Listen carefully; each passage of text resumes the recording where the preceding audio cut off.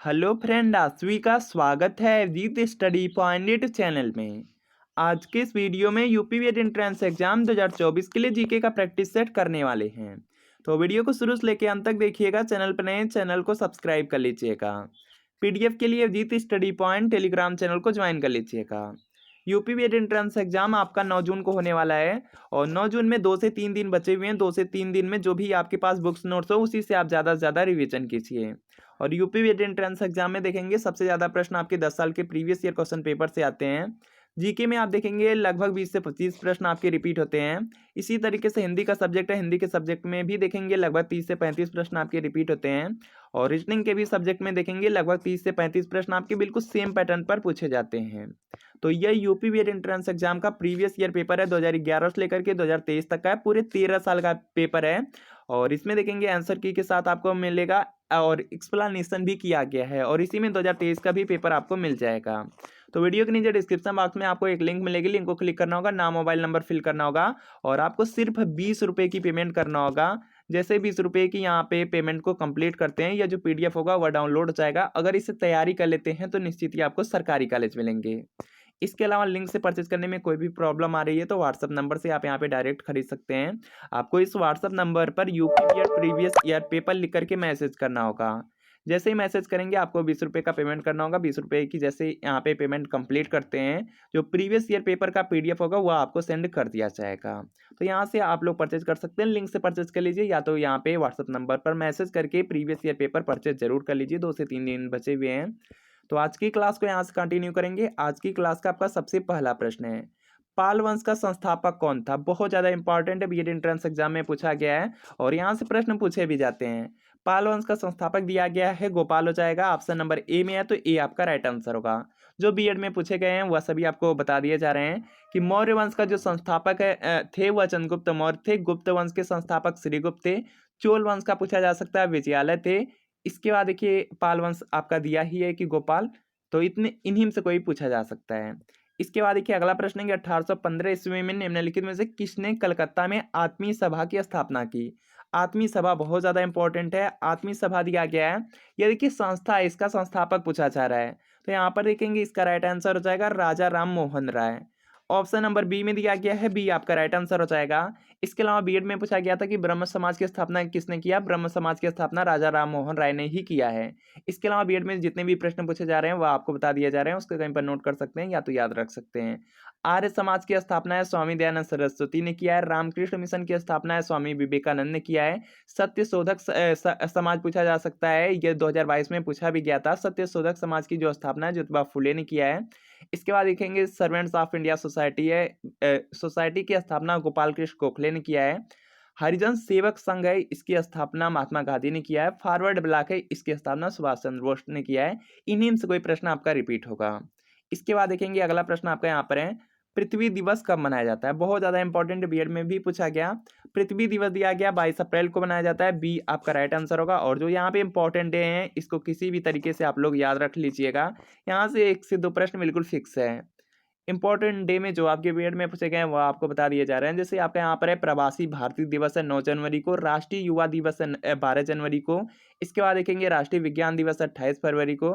अंतर्राष्ट्रीय महिला दिवस है, यह बीएड में पूछा गया था 8 मार्च को। विश्व स्वास्थ्य दिवस बीएड में पूछा गया था 7 अप्रैल को। इसके अलावा और भी इंपॉर्टेंट है, जैसे आपका है विश्व जनसंख्या दिवस है 11 जुलाई को। शिक्षक दिवस 5 सितंबर को और विश्व शिक्षक दिवस 5 अक्टूबर को। इन्हीं में से कोई आपका रिपीट होने वाला है। इसके बाद देखेंगे अगला प्रश्न है कि राष्ट्रीय गान के रचयिता कौन है? राष्ट्रीय गान हमारा देखिए जनगण मन है। इस तरह के इजी भी प्रश्न कभी कभी पूछ लिए जाते हैं। और जो राष्ट्रीय गान है जनगण मन है और इसके जो रचयिता है रविन्द्रनाथ टैगोर हैं। तो यहाँ पे ए वाला आपका राइट आंसर होगा।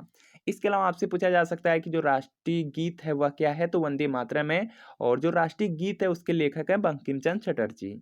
इसके बाद देखेंगे अगला प्रश्न है कि भारत में मत देने का जो अधिकार है निम्नलिखित में से कौन सा अधिकार है? तो यहाँ पर देखेंगे इसका राइट आंसर हो जाएगा यह आपका बिल्कुल वैधानिक अधिकार है। तो यहाँ पर आपको ऑप्शन नंबर ए बिल्कुल राइट आंसर होगा। लोहे का सर्वाधिक शुद्ध रूप कौन सा होता है?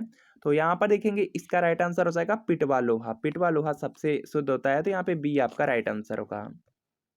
इसके बाद देखिए अगला प्रश्न है कि कच्चे फलों को पकाने के लिए कौन सी गैस का प्रयोग किया जाता है? बीएड में पूछा गया था। यहाँ पर देखिए इसका राइट आंसर होगा एसिटिलीन। ऑप्शन नंबर ए में है तो ए आपका राइट आंसर होगा। अगला देखिए प्रश्न आपका यहाँ पर कि विद्युत मोटर द्वारा विद्युत ऊर्जा का रूपांतरण किस में होता है? तो यहाँ पर देखेंगे इसका राइट आंसर हो जाएगा यांत्रिक ऊर्जा में। ऑप्शन नंबर सी में, तो सी आपका राइट आंसर होगा। रक्त का थक्का जमने में कौन सा विटामिन सहायक है? तो यहाँ पर देखिए इसका राइट आंसर हो जाएगा विटामिन के। विटामिन के दिया गया है आपके ऑप्शन नंबर यहाँ पे डी में, तो डी वाला आपका राइट आंसर होगा। डायरेक्ट यहाँ से देखिए प्रश्न पूछा जाता है कि विटामिन ए की कमी से कौन सा रोग होता है? रतौंधी। विटामिन बी की कमी से बेरी बेरी। विटामिन सी की कमी से आपका होता है स्कर्वी। विटामिन डी की कमी से होता है आपका यहाँ पे गेका रोग। इसके बाद देखेंगे अगला प्रश्न कि सुभाष चंद्र बोस ने फॉरवर्ड ब्लॉक का गठन कब किया? याद रखना है कि जो फॉरवर्ड ब्लॉक है इसकी जो स्थापना है यह सुभाष चंद्र बोस ने किया है।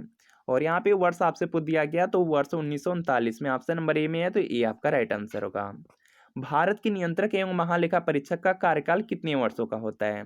तो यहाँ पर देखेंगे इसका राइट आंसर हो जाएगा 6 वर्ष का होता है। ऑप्शन नंबर सी में, तो सी आपका राइट आंसर होगा। आपसे डायरेक्ट प्रश्न पूछा जा सकता है कि लोकसभा के सदस्यों का कार्यकाल कितने वर्ष का होता है? 5 वर्ष का होता है। और जो राज्यसभा होती है उसके सदस्यों का जो कार्यकाल होता है 6 वर्ष का होता है, यह भी याद रखेंगे। इसके बाद देखिए अगला प्रश्न कि मैग्सेसे अवार्ड प्राप्त करने वाला प्रथम भारतीय कौन था? तो यहाँ पर देखिए इसका राइट आंसर हो जाएगा सबसे पहले विनोबा भावे को मिला था, तो यहाँ पे ए आपका राइट आंसर हो जाएगा। ऐसे बहुत से प्रश्न हैं जो आपके एग्जाम में पूछे जा सकते हैं। अवार्ड से रिलेटेड बहुत ज़्यादा प्रश्न हैं। जैसे देखिए आपका यहाँ पर है पुलित्जर पुरस्कार है, पत्रकारिता के क्षेत्र में दिया जाता है। इसके अलावा देखिए यहाँ पे खिलाड़ियों को अर्जुन पुरस्कार दिया जाता है। खेल प्रशिक्षण के लिए द्रोणाचार्य पुरस्कार दिया जाता है। ऑस्कर पुरस्कार है फिल्म के क्षेत्र में दिया जाता है। दादा साहब फाल्के पुरस्कार है या सिनेमा जगत में दिया जाता है। याद रखेंगे, यहाँ से कोई प्रश्न पूछा जा सकता है। इसके बाद देखिए अगला प्रश्न कि निम्न में से कौन सी जांच किसी बच्चे के पिता होने का निर्धारण करती है? तो यहाँ पर कि इसका राइट आंसर हो जाएगा डीएनए फिंगर प्रिंटिंग होता है, तो यहाँ पे सी वाला राइट आंसर होगा। अगला प्रश्न की मुद्रा आपूर्ति निम्न में से किसके द्वारा नियंत्रित की जाती है? तो यहाँ पर कि इसका राइट आंसर हो जाएगा आरबीआई द्वारा, भारतीय रिजर्व बैंक द्वारा। ऑप्शन नंबर सी में, तो सी आपका राइट आंसर होगा। विश्व व्यापार संगठन का मुख्यालय कहाँ स्थित है? तो इसका देखिए आपको यहाँ पे सही जवाब बताना है। विश्व व्यापार संगठन दिया गया है, इसका यहाँ पे शॉर्ट फॉर्म होता है डब्ल्यूटीओ। डब्ल्यूटीओ का होता है वर्ल्ड ट्रेड ऑर्गेनाइजेशन। इसका मुख्यालय देखिए जेनेवा में है। ऑप्शन नंबर सी में, तो सी आपका राइट आंसर होगा। इसके अलावा आपसे पूछा जा सकता है डब्ल्यूएचओ का मुख्यालय। डब्ल्यूएचओ का फुल फॉर्म होता है वर्ल्ड हेल्थ ऑर्गेनाइजेशन, और इसका हिंदी होता है यहाँ पे विश्व स्वास्थ्य संगठन। इसका भी मुख्यालय जेनेवा में ही है। इसके अलावा देखिए पूछा जाता है रेड क्रॉस का मुख्यालय। रेड क्रॉस का मुख्यालय जेनेवा में है। सार्क का मुख्यालय पूछा जाता है काठमांडू में हो जाएगा।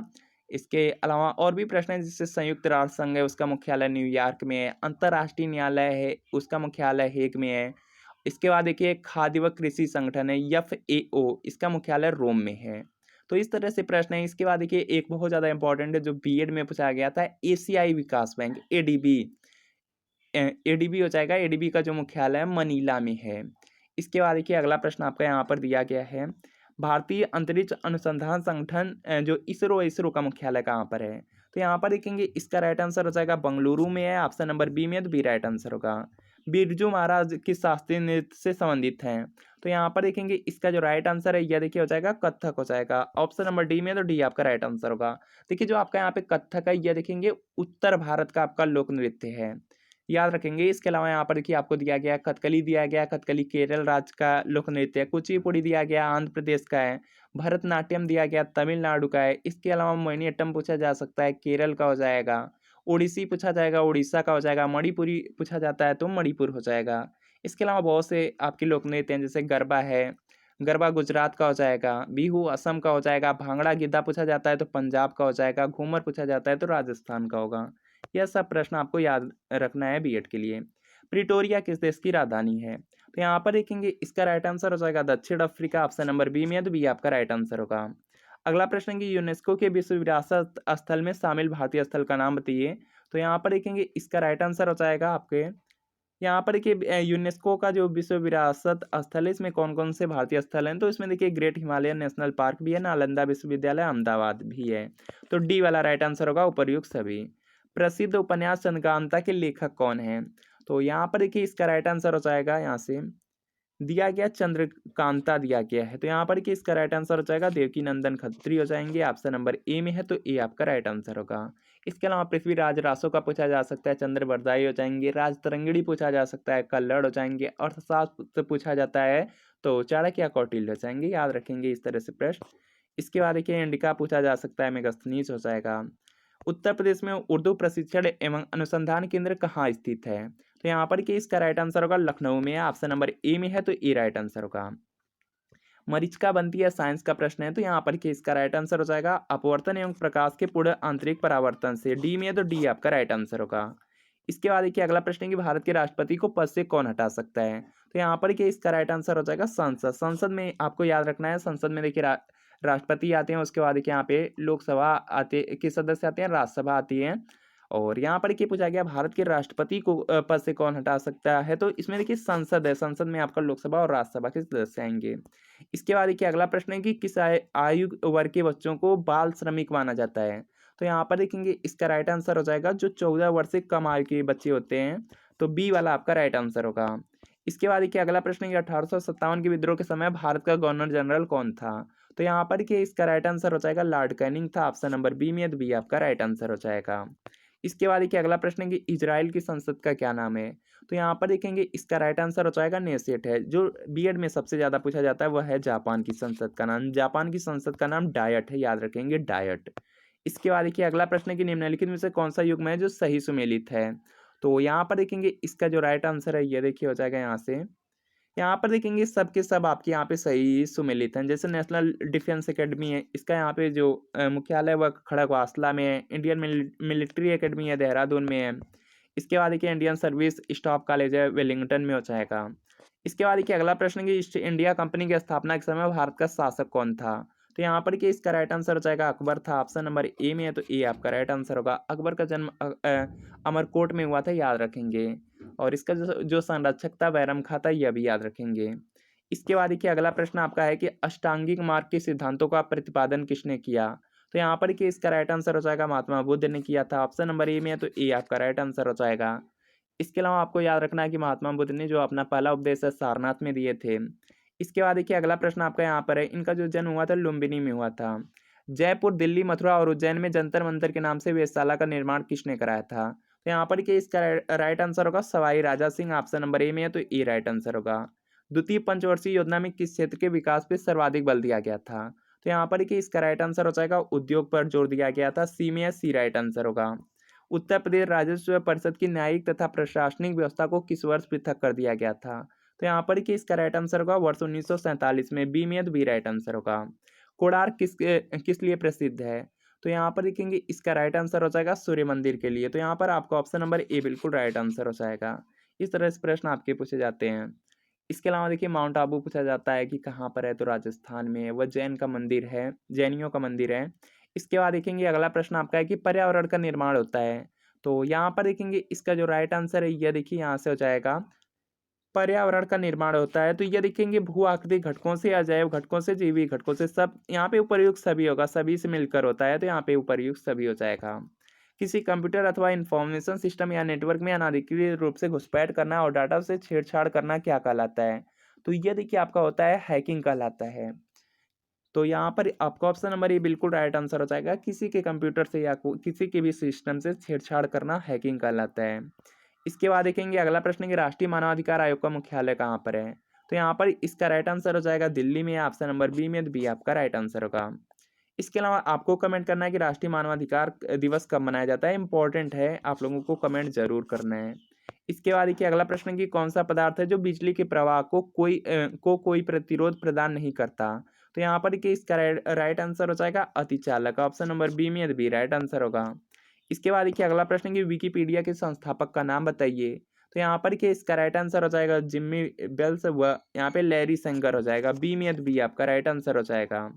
तो फ्रेंड अब आपको बताना है कि इन 38 प्रश्नों में कितने प्रश्न आपके बिल्कुल सही हुए हैं।